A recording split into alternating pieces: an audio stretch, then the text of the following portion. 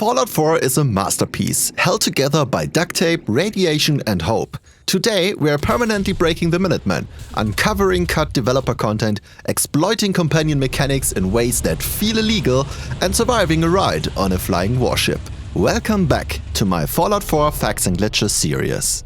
Let's start with something that can completely destroy your playthrough. In the very beginning of Fallout 4, before the Minutemen storyline even really starts, there's a way to accidentally lock it forever.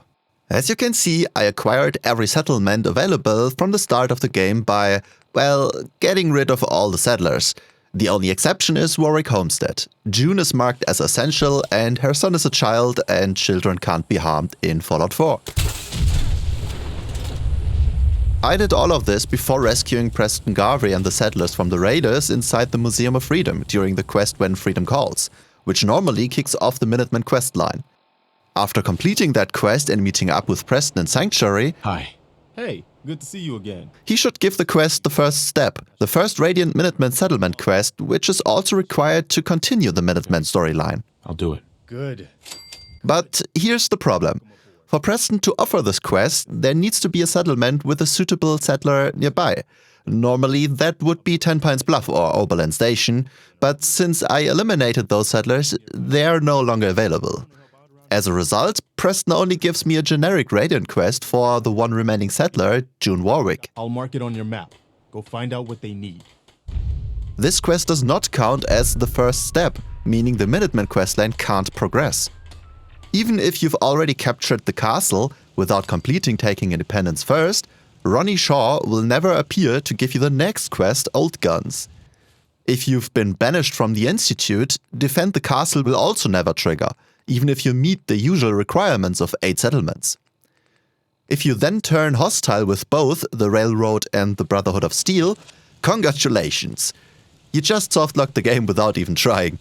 So yeah, killing off all the early settlers might seem like a fun experiment, but it has some serious game-breaking consequences. There's a hidden room above the entrance to Diamond City, and you're definitely not meant to get there the normal way. Start by leaving Diamond City and heading right until you reach the nearby crossing. From there, climb up the roof using the stairs and scaffolding and make your way to the southeast corner. Your goal is to reach a small set of stairs across 2 gaps you have to jump over. To cross them, you've got 2 main options. Either use a power armor with a jetpack modification,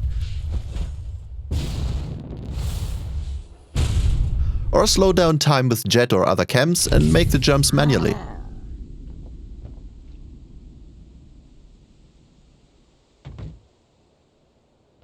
Once you reach the top of the stairs, turn around and jump onto the roof behind you. Now here's where it gets interesting. On one side, you can clearly see into the unloaded stadium interior, meaning the game really doesn't expect you to be up here. Diamond City is basically just not loaded in properly. But on the other side, there's actually loot up here.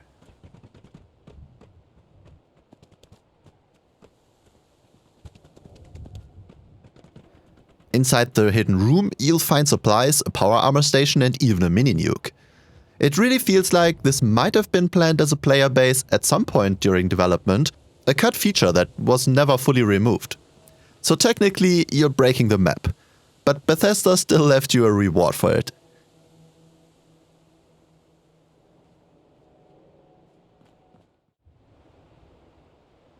In Fallout 4, there's a random encounter where you meet 2 NPCs, both named Art. One is holding the other at gunpoint, accusing him of being a synth. As soon as you approach them, dialogue starts automatically. It's gonna kill me. Please, you gotta help me. This guy's a synth, and he's gonna kill me and replace me and my family. He's the synth, and he wants to replace me. Please, please, you gotta believe me. If you pass the skill check, the kneeling Art is revealed to be the synth. Hey, I'm on your side. You're with the Institute? Look, this guy knows I'm a synth. So just help me take care of him, all right? But there's another way to figure it out. If you have the awareness perk, you can target both Arts in VATS and inspect their damage resistances. The human only has ballistic resistance. The synth? Energy resistance as well. It's a subtle mechanical detail that reflects the physiological differences between humans and synths, and the game never points it out. It's a small detail, but it shows how deeply the systems in Fallout 4 are interconnected. Unfortunately, this only works during this specific encounter. It won't help you expose synth settlers in your own settlements. Here's a small detail you might not have noticed in Fallout 4. Some gunners have the blood type tattooed right on their forehead. That's actually a pretty realistic touch. The gunners are a highly organized mercenary group with clear military roots. And historically, during World War II, some soldiers had their blood types tattooed on their bodies, so medics could quickly perform life-saving transfusions if they were unconscious or severely wounded. So in the middle of the post-apocalypse, the gunners are basically thinking ahead, even when it comes to emergency medical paperwork. It's a small detail, but it reinforces how disciplined and structured they are compared to regular raiders, who probably don't even know their own blood type. If you want to raise companion affinity with Kate or Hancock, there's a very Bethesda way to do it. Traveling through load zones while completely naked actually grants affinity with both of them. The game registers your lack of clothing as something they like. And every time you pass through a load zone, it can trigger that approval, as long as the internal cooldown has expired. So here's how to farm it efficiently. Go to your player home in Diamond City. Enter the house, place a bench or chair, and wait for 2 in-game hours to reset the cooldown. Then exit through the door to trigger the affinity gain. After that, wait another 2 hours on a nearby chair, go back inside, wait again, and repeat. Each cycle gives you another approval boost.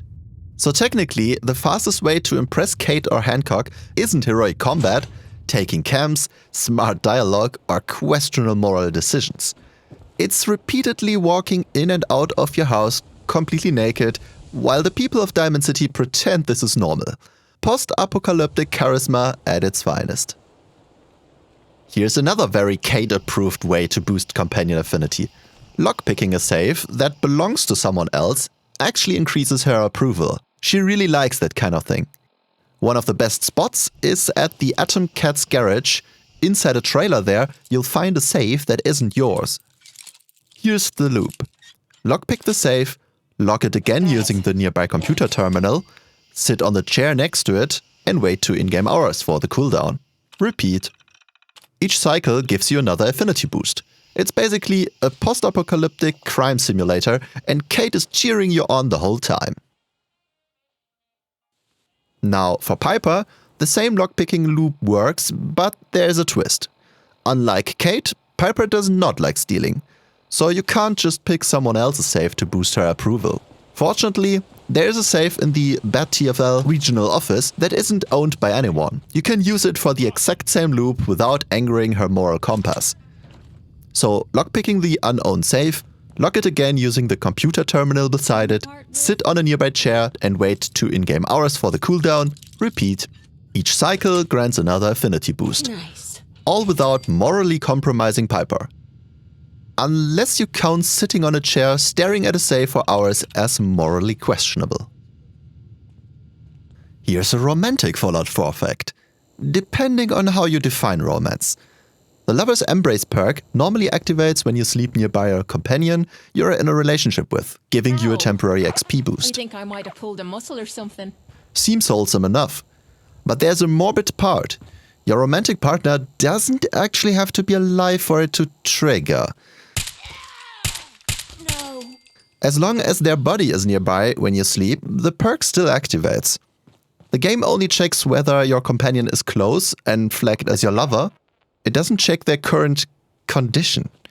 So yes, technically you can gain emotional support and bonus experience from a deceased companion. Because in Fallout 4, love isn't just eternal, it's apparently immune to morality checks. Nothing says post-apocalyptic romance like a 15% XP boost and some deeply questionable life choices. When you first arrive in Vault 81, Dr. Forsyth asks you for a blood sample. I hope I'm not being presumptuous, but I'd like to ask you a favor. Would you mind donating some medical samples, even just a blood sample? Sure, you can have some blood. Excellent. If you agree, the next time you enter the Vault's clinic, you'll witness a heated discussion about a child named Austin, who was bitten by an infected Molerat. If you agree to help, the quest Hole in the Wall begins. You have to do something, Jacob. I'm running the test as fast as I can, Priscilla. We have an emergency here. Austin got bitten by a mole rat. Dr. Forsyth, please. I think I found something that might help Austin. Well, you know that door Austin found? What did you find in that place? It's like a whole extra vault in there, but half ruined and caved in. A secret vault. Good lord. You there. How would you like to do Vault 81 a favor and possibly save my boy's life?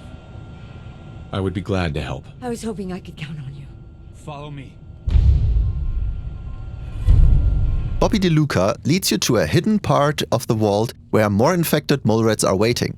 If you get bitten, you'll contract the mole rat disease, permanently reducing your maximum health by 10 points.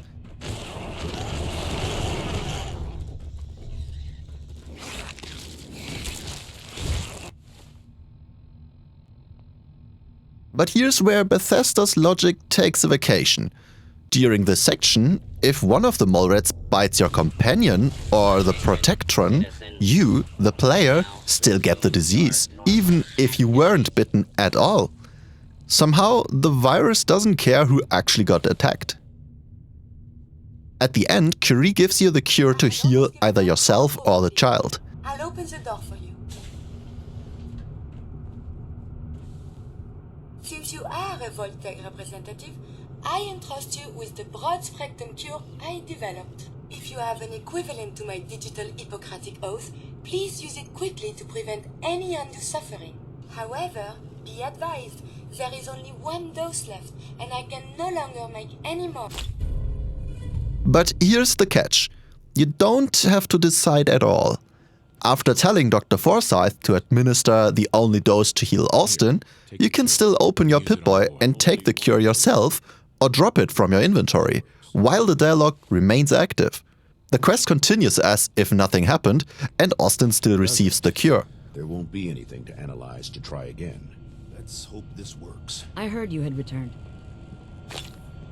Take the cure and use it on the boy. Only one dose?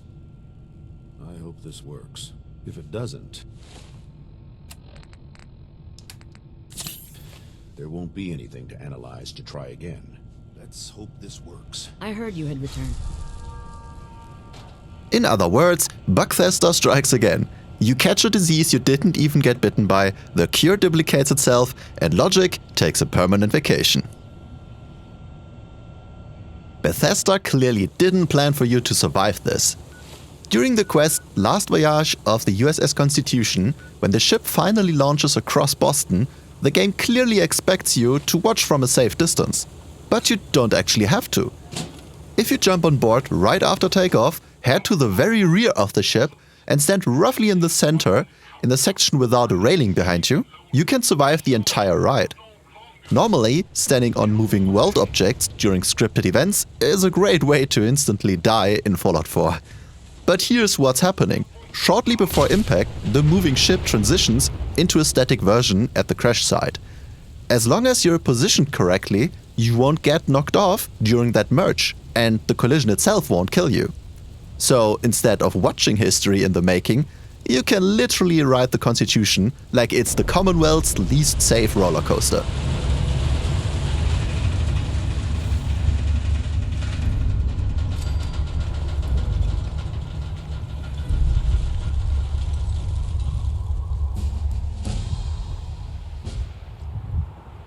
Thanks to Pretzel Era from my Discord, I've got another out-of-bounds glitch to show you. In Monsignor Plaza, there are a few spots where the ceiling actually has no collision. If you find something to climb on, you can jump straight through it and clip out of bounds. What's interesting is that every ceiling with missing collision uses the exact same texture. So my guess is that this texture comes from a pre-made building piece the level designer used while constructing the area, and that piece simply didn't have collision enabled. That would explain why every place using this piece lets you jump right through the ceiling.